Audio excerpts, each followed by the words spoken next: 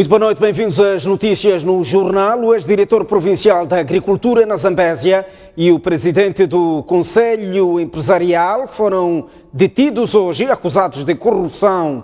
Outros 2 funcionários do setor da agricultura também foram detidos em conexão com o caso.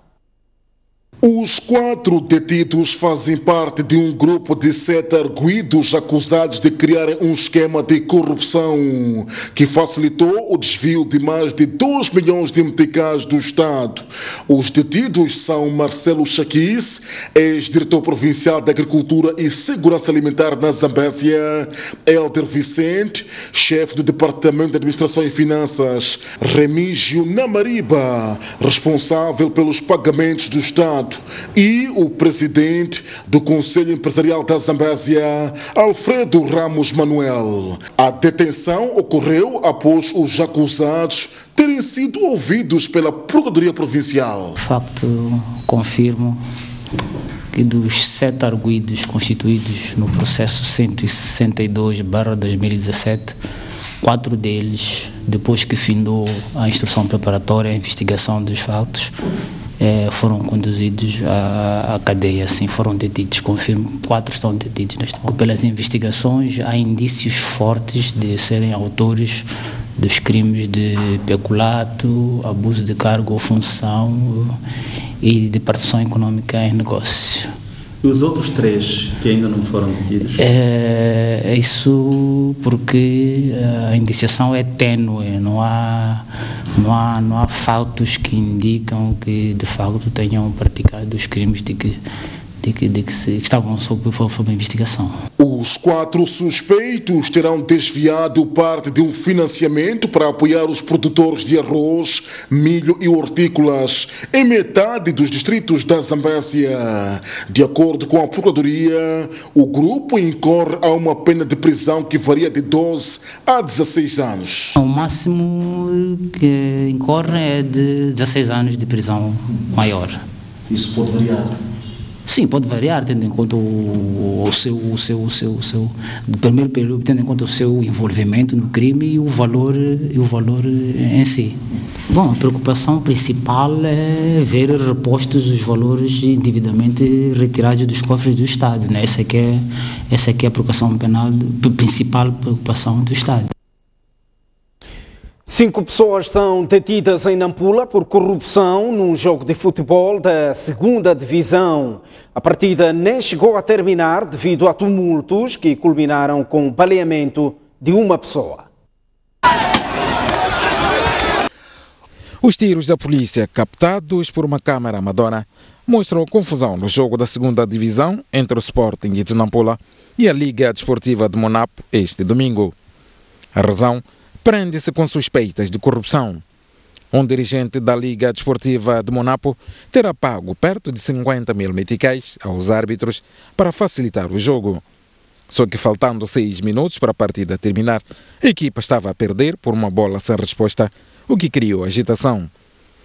A polícia fez-se ao local e confirmou o suborno à equipe de arbitragem, tendo detido 5 pessoas. Tivemos a ocorrência de um caso de corrupção ativa no distrito de Monapo, concretamente no campo municipal de Monapo, onde ocorria uma partida de futebol entre as equipes de Liga Desportiva de Monapo e Sporting de Nampula, envolvendo 5 cidadãos, sendo 4 da equipe de arbitragem e um delegado, portanto, da Liga Desportiva de Monapo. Depois de investigações sobre o fato, foi possível apurar que, de facto, o delegado desembolsou esse valor após a sua confissão. Durante os tumultos, o capitão da Liga Desportiva de Monapo foi baleado por uma bala de borracha e encontra-se hospitalizado. A polícia foi obrigada a reagir e face a esta situação, a unidade de intervenção rápida acabou disparando gás lacrimogéneo e algumas balas de borracha como forma de dispersar a população que tinha se amotinado face a essa situação. No entanto, tivemos apenas um ferido que foi prontamente socorrido ao hospital local. O Sporting de Nampula, que vencia o jogo, diz que o adversário não se conformava com o resultado. Vamos a ganhar 1-0. Provavelmente o facto de nós estarmos a ganhar poderá estar em causa destes tumultos todos. A Liga Desportiva não não concordava provavelmente com esta derrota e reagiram como reagiram. A Liga Desportiva de Monapo prefere não falar até estar desenvolvida a acusação de corrupção. Outro caso de violência registrou-se no Moçambola, um pouco antes do jogo entre a UP de Lixinga e o Teste África de Chimoio. Tudo ocorreu neste domingo, devido a suspeitas de superstição que levaram a atos de pancadaria. As imagens captadas por um telefone celular revelam atos de violência no campo municipal de Lixinga e Niassa, pouco antes do jogo de Moçambola entre o Teste África de Chimoio e a UP de Lixinga.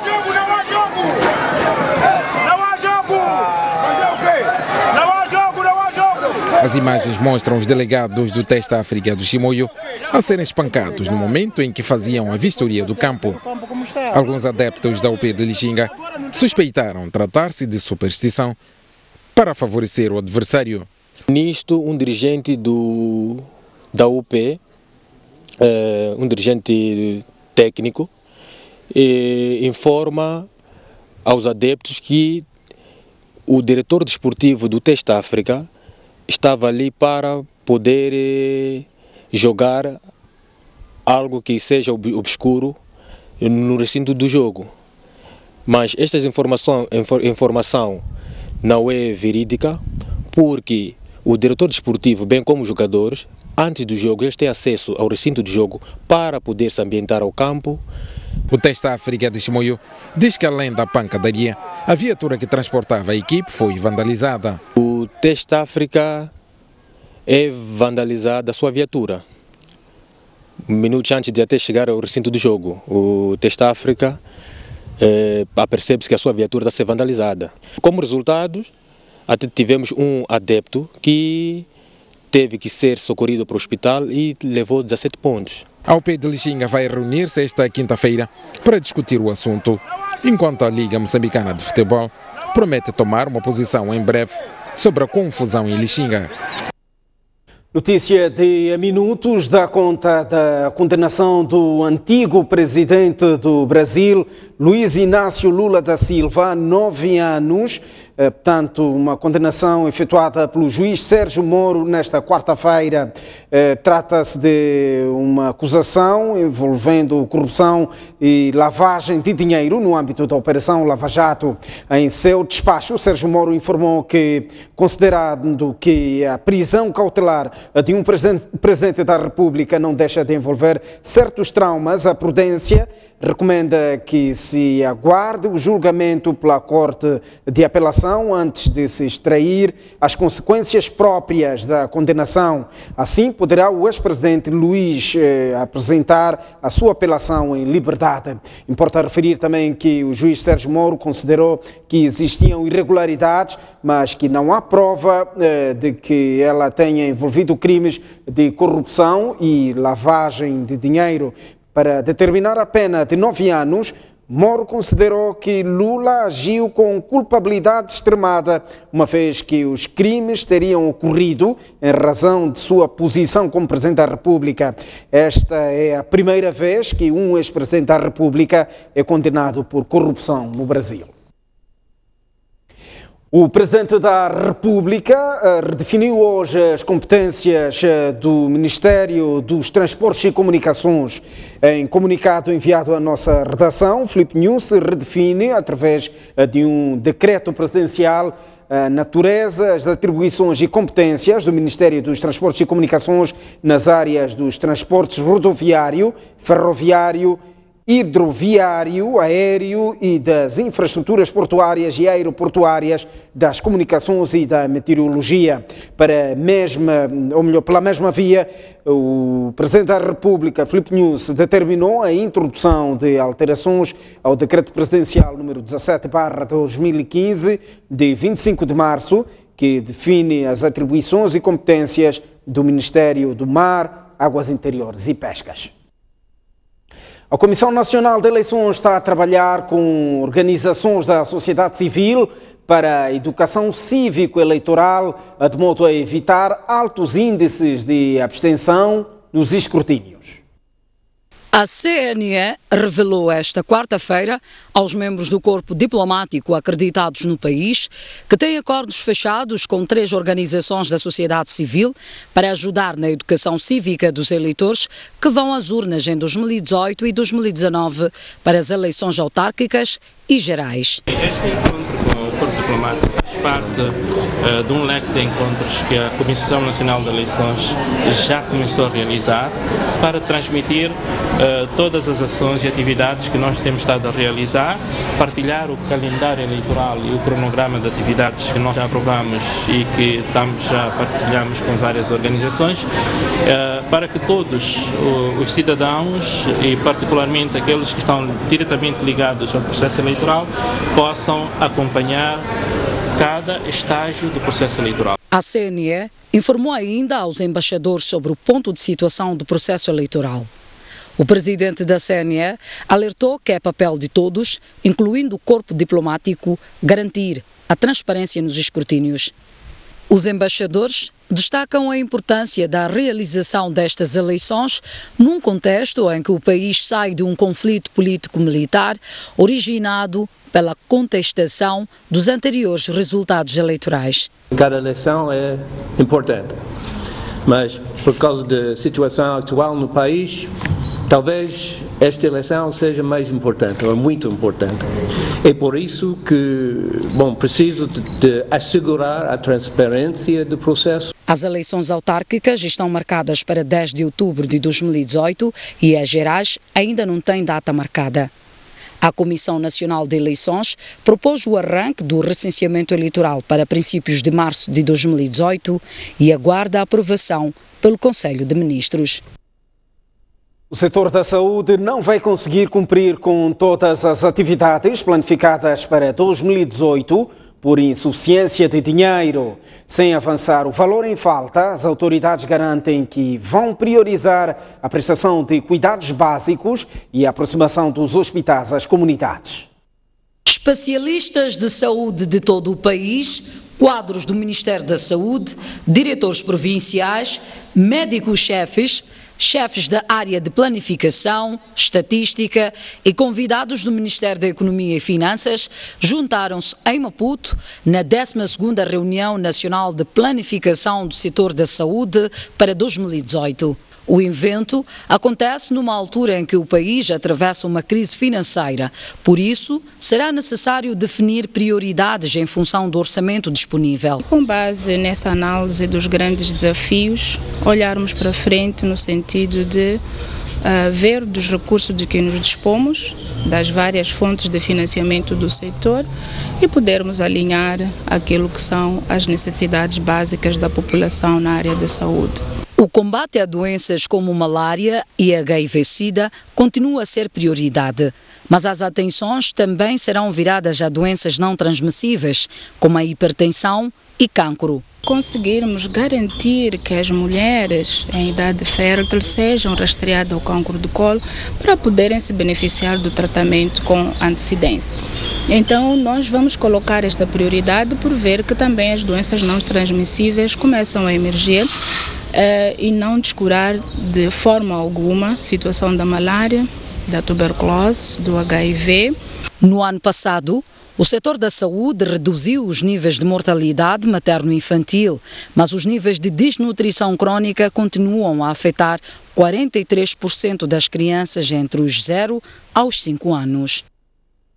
Um grupo de funcionários da Universidade Eduardo Mondlane manifestou-se hoje exigindo o pagamento de bônus de anuidade. Trata-se de um valor que é dado aos funcionários com mais de 15 anos na instituição. A direção da universidade explica que o bônus foi suspenso devido às dificuldades económicas do país e acrescenta ainda que trata-se de uma decisão que afeta todo o Estado. O grupo de funcionários manifestou-se no campus universitário da UEM como forma de pressionar a direção para o pagamento de bônus de anuidade. O bônus de anuidade, ou efetividade, foi criado em 1994 e é atribuído aos funcionários que estão na instituição há mais de 15 anos. Em 2016, os trabalhadores não receberam e uma parte deles não concorda com a decisão. O que acontece é que, por surpresa, em dezembro, neste caso, o CTE recebeu uma carta da direção da OEM que informava que este subsídio vai ser pago, a promessa foi, está sendo negociado, vai ser pago até ao final do primeiro trimestre. Chegado o primeiro trimestre, o que aconteceu é que recebemos a segunda informação. Quando se esperava receber, a informação foi de que não há condições financeiras para pagar o subsídio. A direção da Universidade Eduardo Mondlane esclarece que o governo central reduziu as despesas das instituições públicas, incluindo as da UEM, devido às dificuldades econômicas que o país atravessa. A universidade diz que foi por isso que não teve condições de pagar o bônus de anuidade. Que neste momento a Universidade Eduardo Mondlane enfrenta não só problemas em termos de pagamento de bônus de efetividade, mas também em outras áreas que nós temos que diminuir atividades de índole acadêmica, de investigação, por insuficiência de fundos. Portanto, não são só os membros do CTA que estão a sofrer o peso desse fenômeno, é toda a universidade. A UEM explica, contudo, que está disposta a dialogar com os funcionários para chegarem a um entendimento, mas lembra que as dificuldades financeiras afetam todo o Estado. Felizmente, nós acabamos de ter agora uma conversa com os membros do Corpo Técnico e Administrativo, os seus representantes, e mostramos que a solução para resolver o problema do bônus de efetividade é uma solução que deve ser coordenada por todos os intervenientes, desde os membros do Corpo Técnico Administrativo à direção da Universidade Eduardo Mondlane, envolvendo outros. O vice-reitor destacou ainda que o regulamento do Corpo Técnico e Administrativo da UEM estabelece que o bônus de efetividade só é pago quando há disponibilidade orçamental, daí que apelou ao entendimento dos trabalhadores. O reitor da UEM, Orlando Quilambo, defendeu hoje que a universidade deve gerar receitas próprias para reduzir a dependência em relação ao Estado. No Conselho de Diretores da Universidade, Quilambo disse ainda que a UEM deve usar a ciência para resolver os problemas da sociedade. O Conselho de Diretores Alargados da Universidade Eduardo Mondlane discute desde esta quarta-feira em Maputo as estratégias da instituição para o futuro. E o reitor Orlando Quilambo quer uma universidade mais sustentável, capaz de gerar receitas próprias para financiar as suas iniciativas. O Orçamento Geral do Estado pensamos que dá uma grande ajuda à instituição, mas tendo em conta que o governo enfrenta dificuldades a seu nível e há muitas instituições de ensino superior, a universidade terá de encontrar formas próprias de fazer isso. Uma delas é incrementar as nossas receitas próprias. Significa que aqui existe um potencial de nós podermos conseguir mais fundos, mas há outras formas, nomeadamente ligadas à alumni, que são os antigos estudantes da Universidade Eduardo Mondlane, que podem dar o seu contributo para a melhoria da renda. Orlando Quilambo diz ainda que a transformação da UEM numa universidade de investigação com impacto na sociedade é um dos desafios da instituição. Nós iremos, tendo em conta as nossas linhas de investigação, realizar trabalho que possa permitir responder àquelas que são as necessidades atuais que o governo espera que sejam resolvidas. Esperamos que por essa via também possamos melhorar a vida das comunidades rurais, sobretudo, que são aquelas que necessitam dos resultados da investigação. O Conselho de Diretores Alargado tem a duração de 3 dias e decorre sob o lema Reestruturando e Transformando a UEM numa Universidade de Investigação. Moçambique e a Alemanha assinaram hoje um acordo de cooperação financeira que visa modernizar e operacionalizar a rede elétrica que liga o Parque Industrial e Comercial de Beluluane, na província de Maputo. O projeto está avaliado em 15 milhões de euros. Para o efeito, os governos de Moçambique e da Alemanha assinaram esta quarta-feira o segundo acordo de cooperação financeira, à luz do qual Berlim compromete-se a doar 15 milhões de euros para o projeto de modernização da rede elétrica. Pretende-se com o projeto melhorar a ligação elétrica do Parque Industrial e Comercial de Beluluane e de áreas residenciais adjacentes, através da construção de uma subestação e de linhas de baixa tensão na província de Maputo. Estima-se que após a sua conclusão, a carga do Parque Industrial de Belulana atinja os 200 megawatts. O projeto assumirá uma importância estratégica no desenvolvimento econômico de Moçambique no futuro, uma vez que contribuirá para o melhor ambiente de negócios, para investimentos e para a criação de emprego. Para a vice-ministra dos Negócios Estrangeiros e Cooperação, a contribuição da Alemanha vai ajudar o governo a materializar o projeto de modernização e expansão de uma rede elétrica. O governo de Moçambique aprecia e enaltece a disponibilidade e abertura do governo da Alemanha de continuar a apoiar o desenvolvimento do nosso país, mesmo em momentos desafiantes, como a fase em que presentemente nos encontramos. Já o presidente do Conselho da Administração da EDM destacou a importância da ajuda, mas lembrou que a empresa precisa de aumentar a tarifa de energia para suportar os custos de investimentos. Nós, em média, como devem saber, estamos a vender, comprar energia a 10,5 e a tarifa a 7,5 cêntimos por quilowatt-hora. Então, temos que entender que a tarifa atual não pode continuar no estágio em que está. Tem que ser ajustada para refletir os custos da produção de energia, porque só assim é que nós podemos ter, em primeira mão, recursos para investir. Ora, os donativos e os outros recursos não podem ser a essência da política de desenvolvimento. Um país não se pode desenvolver com donativos. Estamos à porta de um intervalo. No próximo bloco, saiba que o município de Chimoio já contratou uma empresa para a reparação da conduta de fossas, tanto que colocava em risco a saúde de mais de 4.000 crianças na escola 1 de junho daquele município. Vamos a uma curta pausa e voltamos já assim.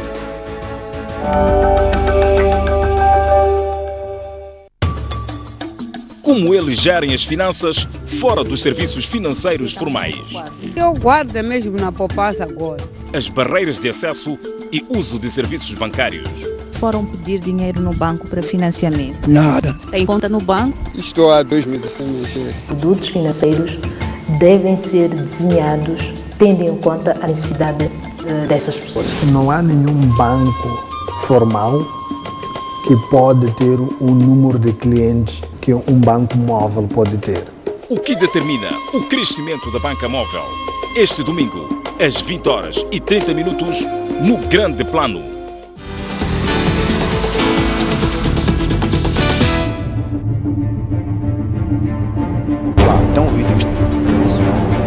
À quarta-feira, quinzenalmente, Olívia Massango dirige o Grande Entrevista.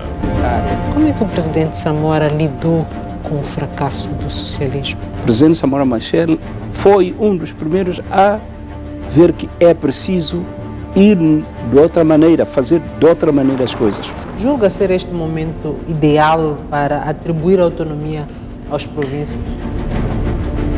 Eu acho que esse debate devia ser feito no Parlamento, não é? O país precisa de uma governação capaz de resolver esses problemas básicos. Um Estado forte necessita de uma sociedade civil forte. O protesto social, pacífico, aliás, de opinião muitas vezes, é criminalizado, é vítima de violências. Isso não pode acontecer. Fazendo uma análise no pior cenário. No pior cenário, daqui a um ano não temos água, nenhuma. Questões que mexem com diversos setores da sociedade a serem respondidas pelas pessoas visadas. Em que é que se traduz este acarinhamento, este apoio ao setor privado? É correto que o governo, por exemplo, aplique sobretaxas a importação de um produto para proteger a indústria nacional? Isso não é possível. Eu tenho uma certa relutância em dizer o Estado ou o governo. Nós estamos a falar de pessoas. Que tipo de participação reivindicam no diálogo político? Uma participação igual. Grande Entrevista, aqui.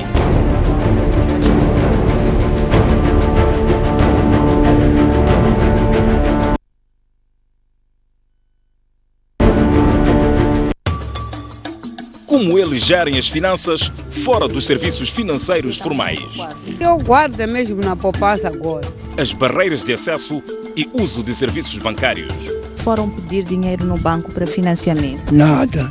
Tem conta no banco? Estou há 2 meses sem mexer. Produtos financeiros devem ser desenhados tendo em conta a necessidade dessas pessoas. Não há nenhum banco formal que pode ter o número de clientes que um banco móvel pode ter. O que determina o crescimento da banca móvel? Este domingo, às 20h30 no Grande Plano. Estava lá, mas houve que o patrão. Extensão. Quinta-feira, às 23h, Boa Ventura Mucipo. Da atualidade nacional e internacional. Junta-se a grandes mulheres da sociedade para colher a visão, a voz e a análise. O que isto significa? Agora, o que se passa? Qual é a racionalidade por detrás? Sobre a perspectiva feminina de vários assuntos na ordem do dia. Todos nós sabemos que está aí um inquérito independente que está a correr. Na própria Assembleia da República eu tenho certeza absoluta que há muitos funcionários, muitos dos quais só vão sentar-se. É impossível trabalhar daquela maneira como estamos aí. Eu nunca vi em nenhum parlamento. Este político, mas sabem que Moçambique é um país viável. Nós temos que ser honestos. Um parceiro como Moçambique fora da alçada do FMI não é tão bom. Aonde é que vamos então a partir daí? Quer dizer, eu acho que é uma coisa muito esquisita, porque num país de direito não se faz isso. Opinião no feminino, aqui na STV Notícias.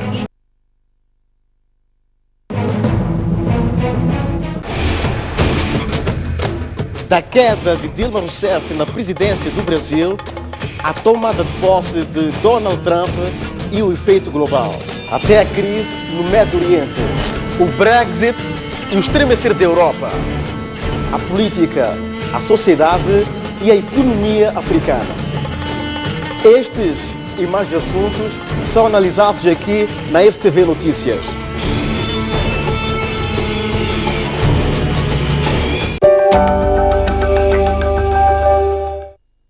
Uma vez mais, muito boa noite. Estamos de volta às notícias e continuamos a olhar para a atualidade nacional. O município de Chimoio já contratou uma empresa para a reparação da conduta de fossas que colocava em risco a saúde de mais de 4.000 crianças da Escola 1 de Junho. A STV constatou no terreno que a referida empresa já começou com os trabalhos e deverá concluir num período, portanto, de uma semana. 24 horas depois da STV ter exibido uma reportagem sobre a imundície na Escola 1 de Junho, uma situação que colocava em risco a saúde de mais de 4.000 alunos, eis que o Conselho Municipal mobilizou para o local uma equipa com vista a travar a corrente de águas negras que há 3 anos tem estado a prejudicar a comunidade escolar. Tudo tem areia, está entupido com areia.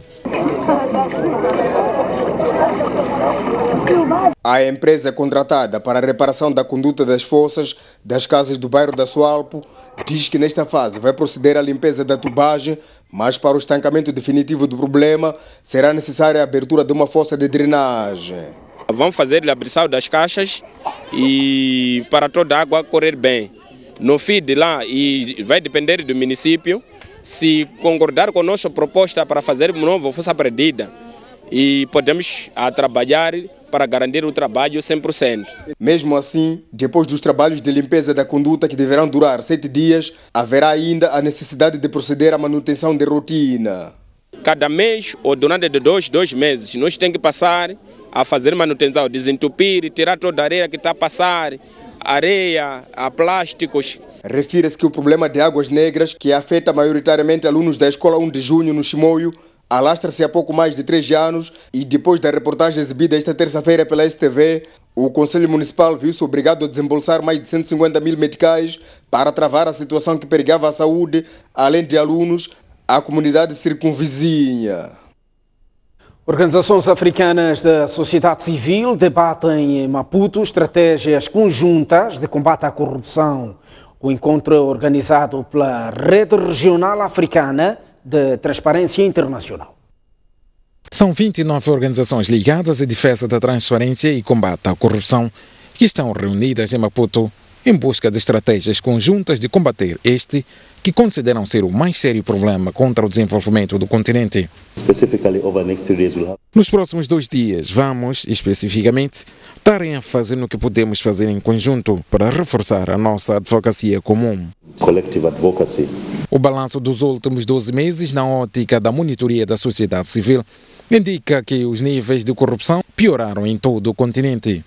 O nosso entendimento é que neste período a corrupção não só se alastrou, sob o ponto de vista de atingir setores com mais acutilância, onde anteriormente não eram muito afetados, como por exemplo a área da saúde. Segundo o CIP, a situação tende a piorar muito por culpa de falta de vontade política para combater a corrupção.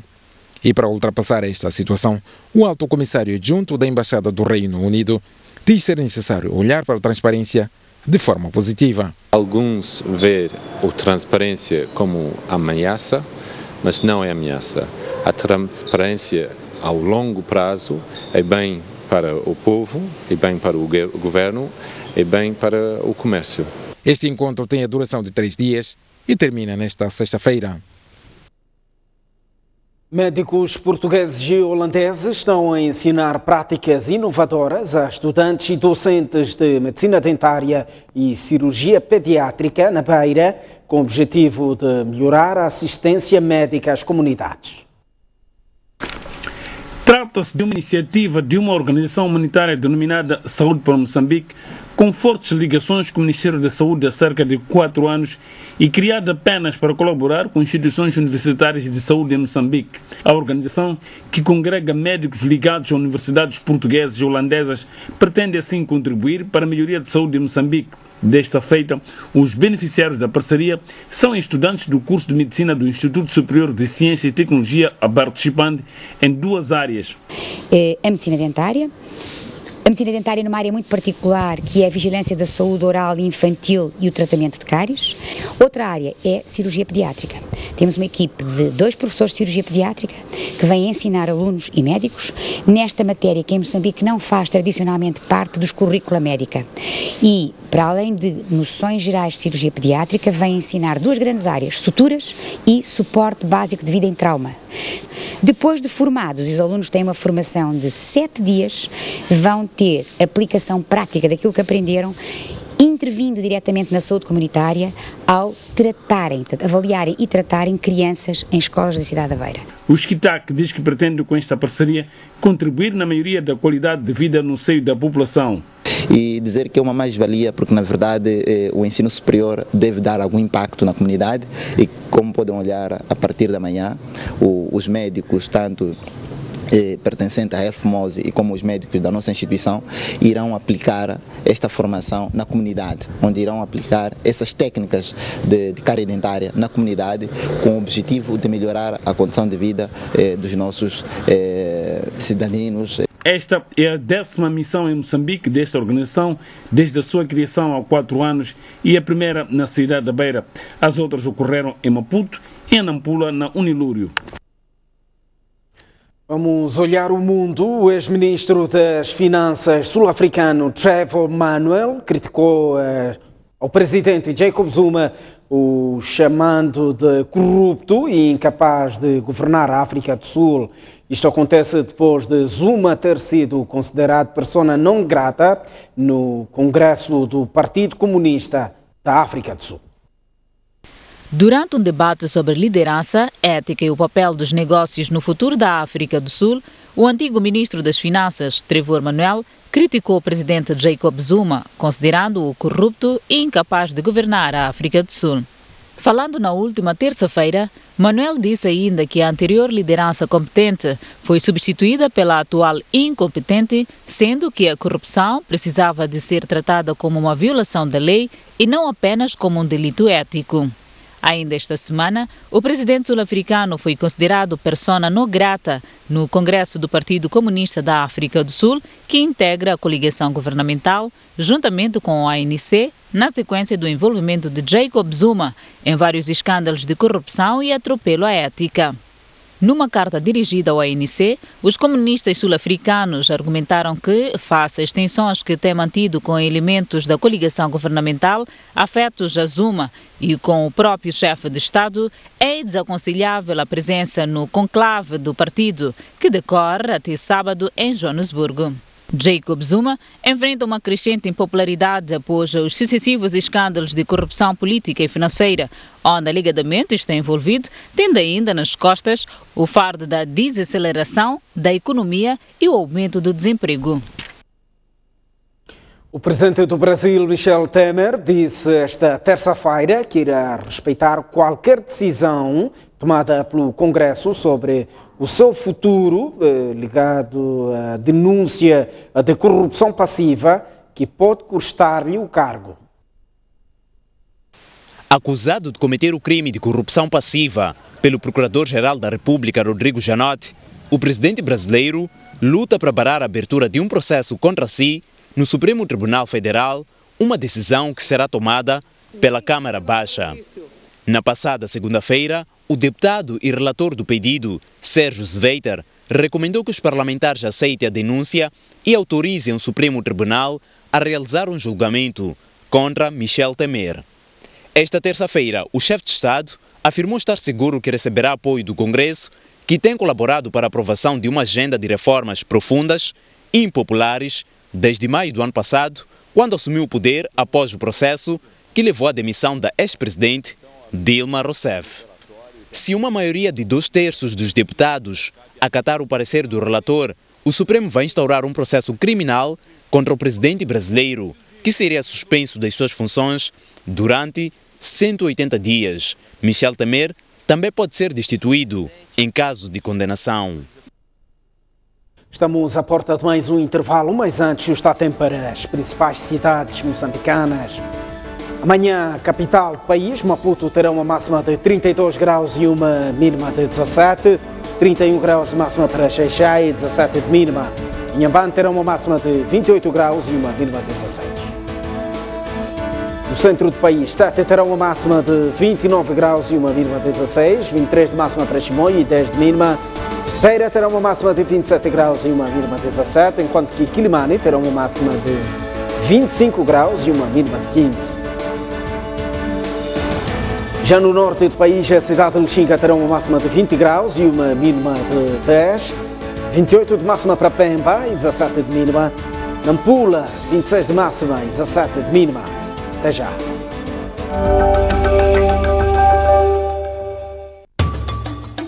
Como eles gerem as finanças fora dos serviços financeiros formais. Eu guardo mesmo na poupança agora. As barreiras de acesso e uso de serviços bancários. Foram pedir dinheiro no banco para financiamento? Nada.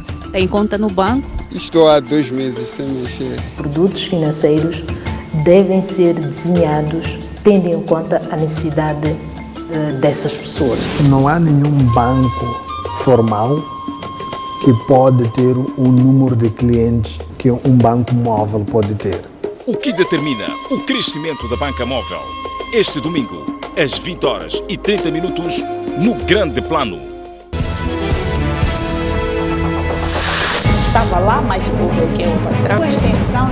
Quinta-feira, às 23h, Boa Ventura Mucipo. Da atualidade nacional e internacional. Junta-se a grandes mulheres da sociedade para colher a visão, a voz e a análise.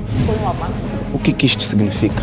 Agora, o que se passa? Qual é a racionalidade por detrás? Sobre a perspectiva feminina de vários assuntos na ordem do dia. Todos nós sabemos que está aí um inquérito independente que está a correr. Na própria Assembleia da República, eu tenho certeza absoluta que há muitos funcionários, muitos dos quais só vão sentar-se.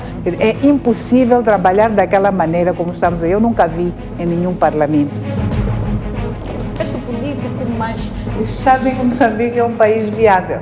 Nós temos que ser honestos. Um parceiro como Moçambique fora da alçada do FMI não é tão bom. Aonde é que vamos então a partir daí? Quer dizer, eu acho que é uma coisa muito esquisita, porque num país de direito não se faz isso. Opinião no feminino, aqui na STV Notícias. Um país sem história é um país sem futuro. Um país sem cultura é um país sem identidade. Um mundo sem referências é um mundo sem norte. Um país sem ídolos é um país sem referências.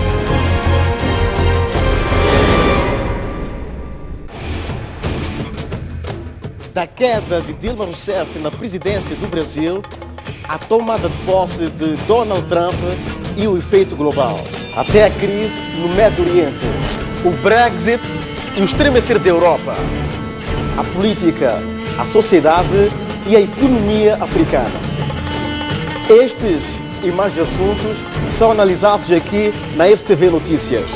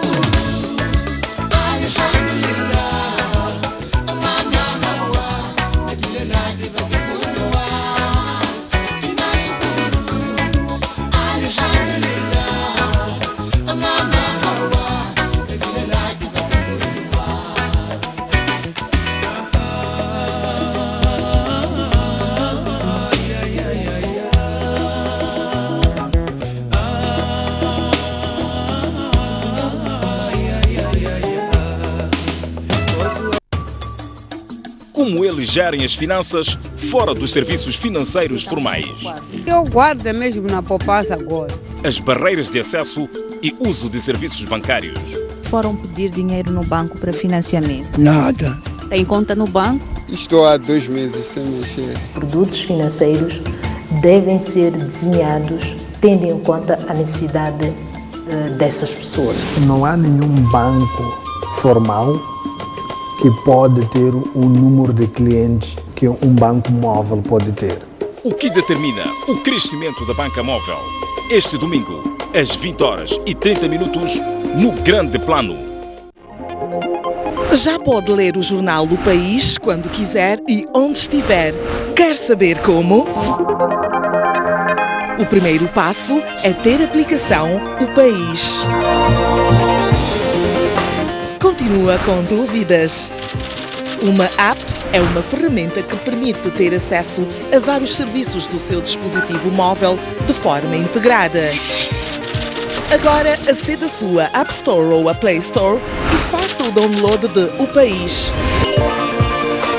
Dessa forma, poderá aceder a uma versão digital do jornal.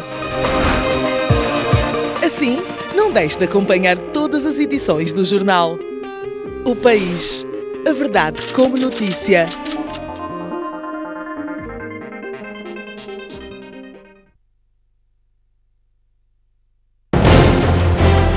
Um país sem cultura é um país sem identidade.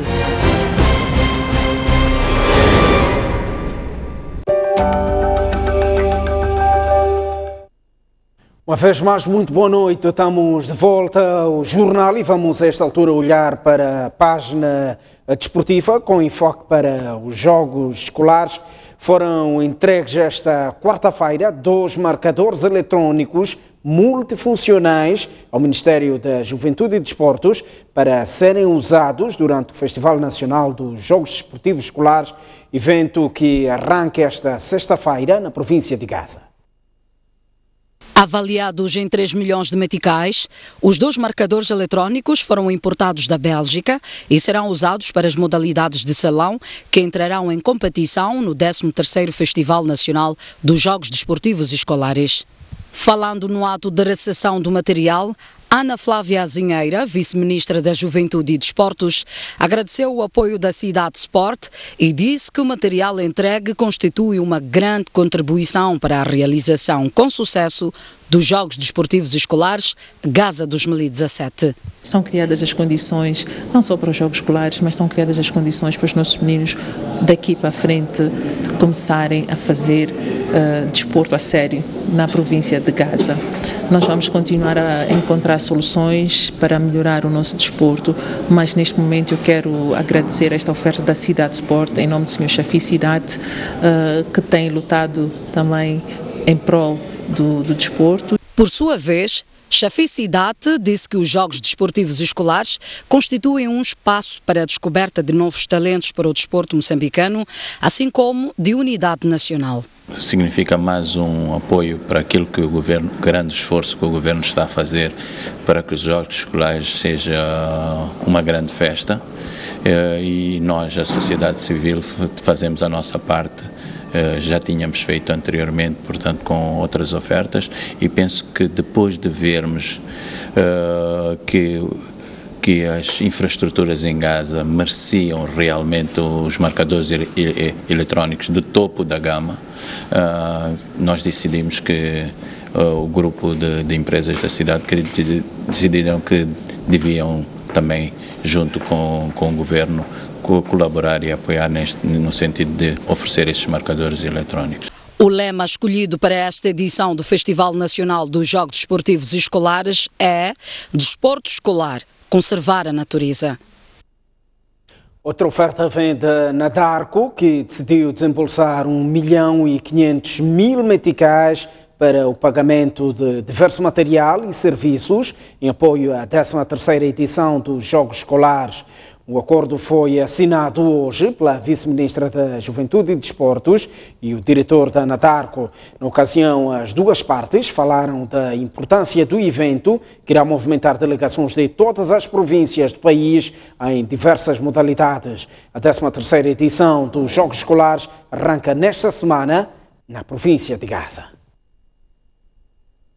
A 2 dias do arranque dos Jogos Escolares Gaza 2017, as crianças que irão fazer a coreografia da cerimónia de abertura do evento prometem fazer um verdadeiro show. Os coreógrafos dizem que prepararam muitas surpresas para os convidados.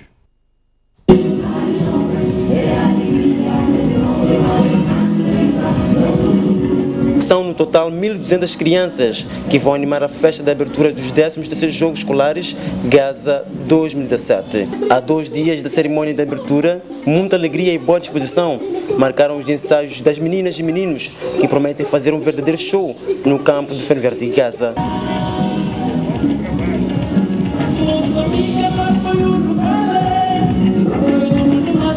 Ruth Chemani é uma das crianças que promete surpreender os presentes. Eu acho que são coisas bonitas que estamos a preparar para agradar os nossos familiares, amigos, vizinhos, que possam gostar e que possam aplaudir por nós. Extrovertida, Ruth deu-nos uma pequena aula de tradução de uma palavra em Xangana. Preparamos a escrita da palavra Gaza, a bandeira, e atrás escreveram oi oi. Ok. Oi oi significa o quê? Significa bem-vindo, welcome em inglês. Enfim, aprendemos. Tal como Ruth, Ásia e Kelvin dizem que estão preparados para a grande festa. Estamos preparados a dançar de xigubu, fusão, chicoaquacua e dançar de hino. A dança está muito boa. Okay. Quer dizer que a festa vai ser muito grande no dia da abertura? Sim. Estão preparados para fazer uma festa aqui? Estamos preparados, sim. Os coreógrafos garantem que a festa será grande na cerimônia de abertura. Já temos batuque, introduzimos também a parte da música, onde trabalhamos com os nossos cantores locais, que nem a canção dos jogos. Estamos a ver, dá-nos muita confiança, nós esperamos ter muito sucesso. Os que estão lá de casa devem estar bem atentos e ansiosos, porque vão ter uma coisa muito valiosa. O músico Roberto Chitsonzo diz que os Jogos Escolares são uma oportunidade de mostrar a riqueza cultural do país, o espírito da unidade nacional. Eu, com a idade que tenho, participei dos primeiros Jogos Escolares aqui em Moçambique. Então,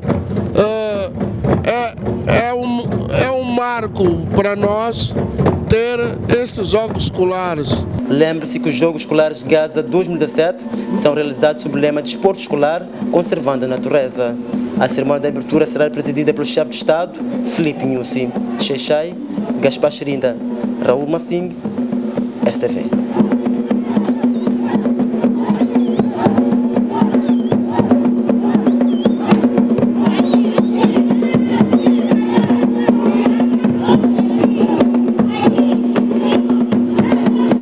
A Seleção Nacional de Salto à Corda sagrou-se pela terceira vez consecutiva Mundial da modalidade. Vejamos uma matéria ligada à saudação, tanto a estes homens que colocaram o nome de Moçambique ao mais alto nível na maior competição do mundo.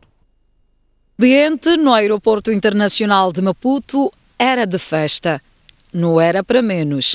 Chegavam a casa os tricampeões mundiais de salto à corda, prova que decorreu nos Estados Unidos da América. Para além da vice-ministra da Juventude e Desportos, amigos e familiares, estava um grupo de dança a fazer as honras da recepção.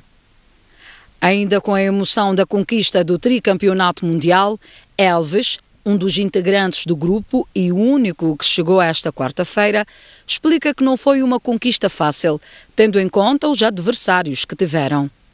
De fato, as outras equipes estavam muito bem preparadas, Estados Unidos, a França, e traziam grandes reforços. Mas como eu disse antes de partir, também a nossa seleção estava muito remodelada. Eu no Mundial passado não estava, não saltei, e este Mundial voltei a saltar. Nós estávamos muito mais preparados. Essa seleção foi a melhor de todas as seleções que nós já tivemos. O governo. Morreu hoje a lenda do jazz sul-africano Ray Phiri.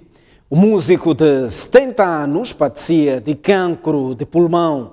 Ray Phiri atuou várias vezes em Moçambique, com destaque para a última edição do Festival Asgo, em maio. Read all about it in the bad news. Calou-se uma das conceituadas vozes do jazz africano. Trata-se de Ray Phiri, um dos pilares da banda sul-africana Stimela.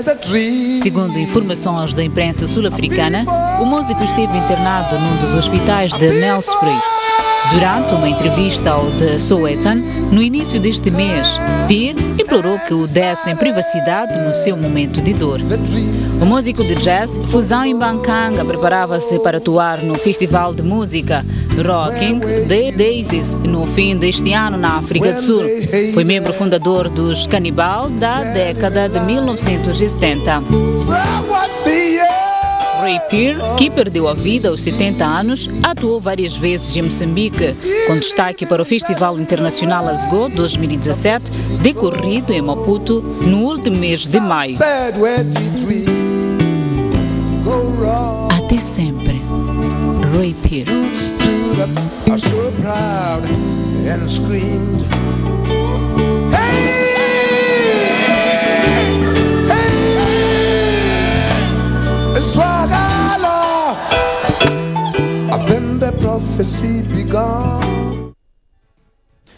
É o ponto final do jornal, notícias em modo permanente para acompanhar a partir das 9 da noite, no Noite Informativa, para si que nos acompanha através da STV Notícias. Somos todos Moçambique. STV, 15 anos.